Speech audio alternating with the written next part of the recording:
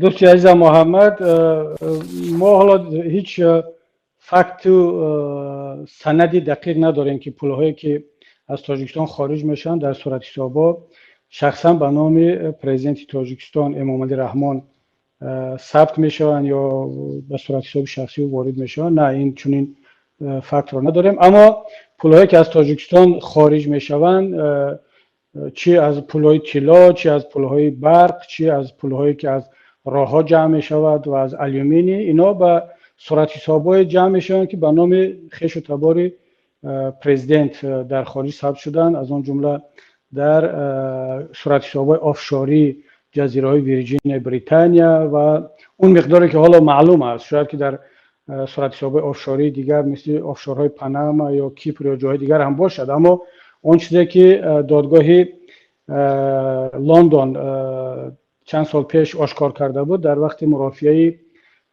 سود تاوکو با یکی از صاحبکاران عوض یولداشوف در لندن، که بعد خود حکومت تاجیکستان خواهش کرد با پرداختن جریمه و پول زیاد به طرف دیگر که این دادگاه قطع کرده شود. خودشان به دادگاه دادن، ولی وقتی دیدن که دادگاه طلب کرد که این صورت حسابا آشکار کرده شود، بعد خواستن که این دادگاهی خودشون دعوا کرده بسته شود و تمام خراجات ها را در حجم نزدیک 200 میلیون دلار برای این دادگاه حکومت تاجیکستان از بودجه کشور پرداخت کرد. از پول ما و شما برای دزدی‌های خودشون را پنهان کردن. چرا دزدی خود را پنهان کردن؟ برای اینکه دادگاه وقتی آشکار کرد که این صورت حسابا در جزیره های آفشاری ویرجینیا به نام دادر عروس پرزیدنت ثبت شده است، حسن اسدالله‌زاده، اینا فهمیدن که الکی این صورت حسابا باز میشود، مبلغ آشکار میشوند و کار از این بدتر میشود. گفتن بیاین 200 میلیون را هم پرداخت کنیم با همین خلاص. اما دیگر کار شدگی شد و امروز هم سامان ایر در نام همین شرکت و همین صورت حسابا ثبت شده است، هم تاوکا، اون شرکتی که آلومینی مواد خام وارد میکند به تاوکا و آلومینی تازه رو به بازار جهانی میبرد که به بودجه تاجیکستان تقریبا هیچ اندازه نمیسپارند و آلومینی زواد تاجیکستان رو فقط همچنین آسیاب استفاده میکنن.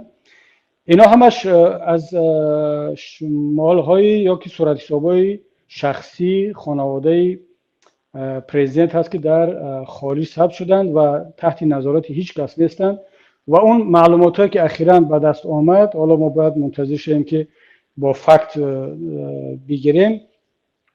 پول‌هایی که از حساب مردم تاجیکستان در صورت حساب‌های خارجی امامعلی رحمان با خویش تبارش جمع کرده است، از مجموع محصولات داخلی کشور و از بودجه کشور بیشتر است. یعنی من حالا چرا میگم رقم رو نگویم؟ برای آنکه نباید ما و شما در تلویزیون نسبت یک کس تهمت کنیم، دروغ بگیم و بی اساس گپ بزنیم. باید اول سند داشته باشیم که دقیقاً چند میلیارد هست.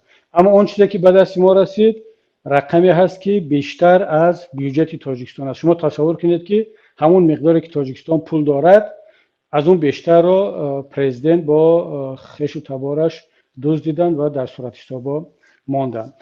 اینجا تنها از طلا و از سرچشمه های دیگر نیست. شما ببینید حتی پول برقی که امروز به ملت نمیدهد ولی به خارج میفروشد، به بودجه تاجیکستان وارد نمیشد. این پول مستقیما به صورت حساب‌های خارجی میرود، در حساب‌های شخصی جا میگیرد. سوال با وجود میاد که چرا پرزیدنت همین برق را به خارج نیو به ملت خودش نمیفروشد؟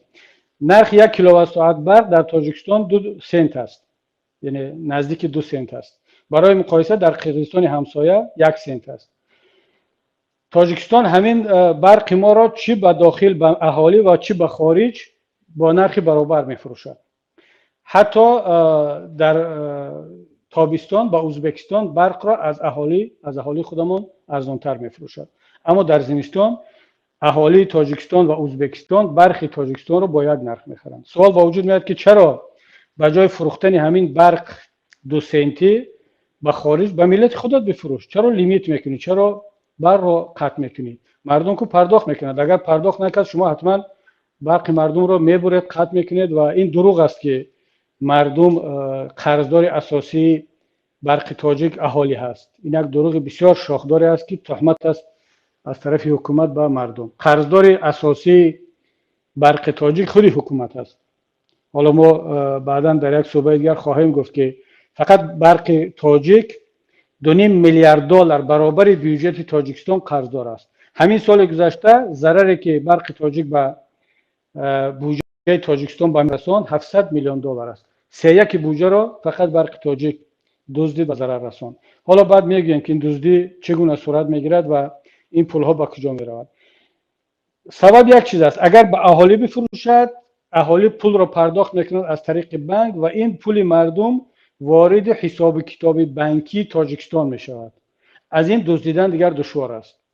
اما اگر همین برق را به خارج بفروشد، خارج مبلغ را به صورت حساب‌های خارجی انتقال میدهد، نه مستقیما به تاجیکستان.